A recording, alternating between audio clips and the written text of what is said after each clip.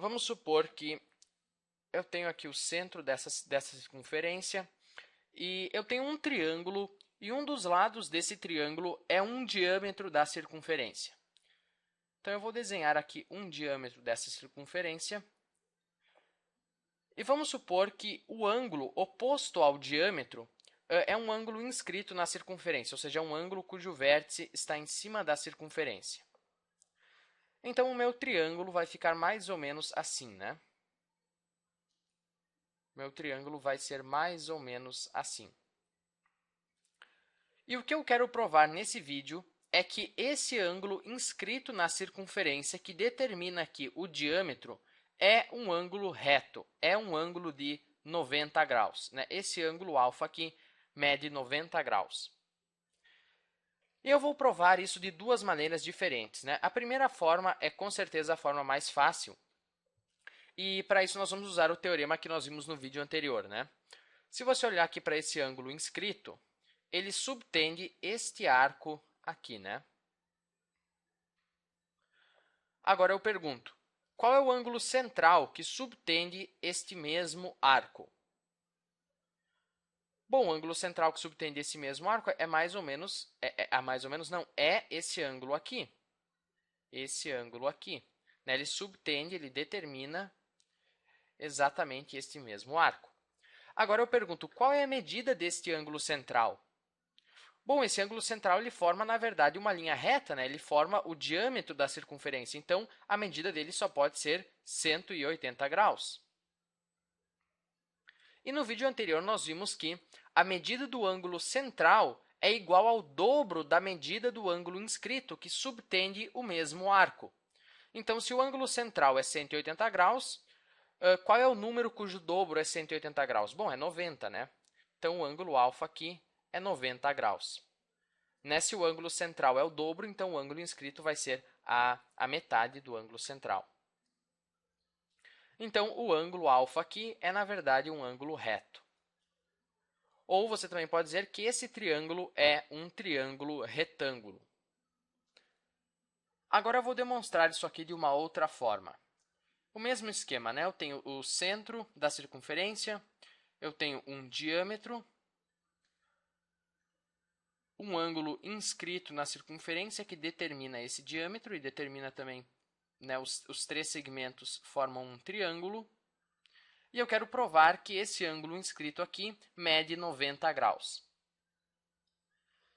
E para fazer isso, eu vou desenhar aqui um raio da circunferência.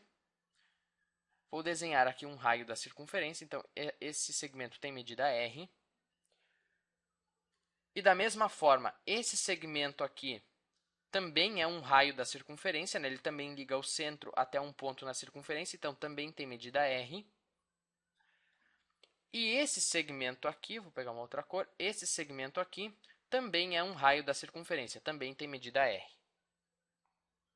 Então, se você olhar bem, eu, na verdade, tenho agora dois triângulos isósceles. Né? Eu tenho esse triângulo aqui da esquerda, que é isósceles, tem dois lados com medida R, e esse triângulo aqui da direita, que também é isósceles, dois lados com medida R.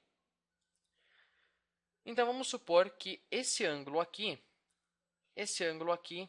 tem medida beta. E, imediatamente, como o triângulo da esquerda aqui é isósceles, eu sei que esse ângulo aqui também tem medida beta, né? Nós já demonstramos em outro vídeo que num triângulo isósceles, os ângulos da base são congruentes. Agora, aqui no triângulo da direita, vamos supor que esse ângulo aqui tem medida gama. E, portanto, como esse triângulo é isósceles, né, tem dois lados com a mesma medida, esse outro ângulo também tem medida gama. Né, nós já vimos que num triângulo isósceles, os ângulos da base têm a mesma medida.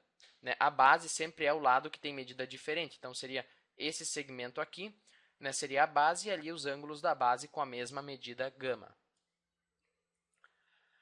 Agora, olhando para o meu triângulo maior, para esse triângulo aqui,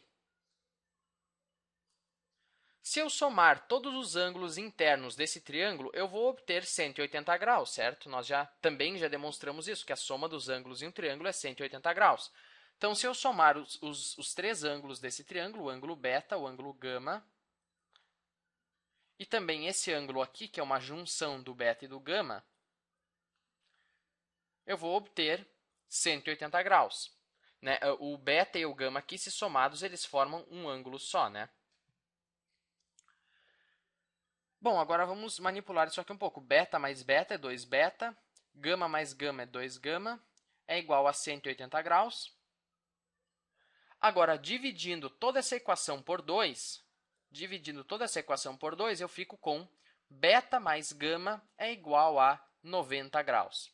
E o que é beta mais gama? Bom, beta mais gama é justamente esse ângulo aqui, né? Ele é a junção do ângulo beta com o ângulo gama. Então, justamente esse ângulo aqui tem uma medida de 90 graus.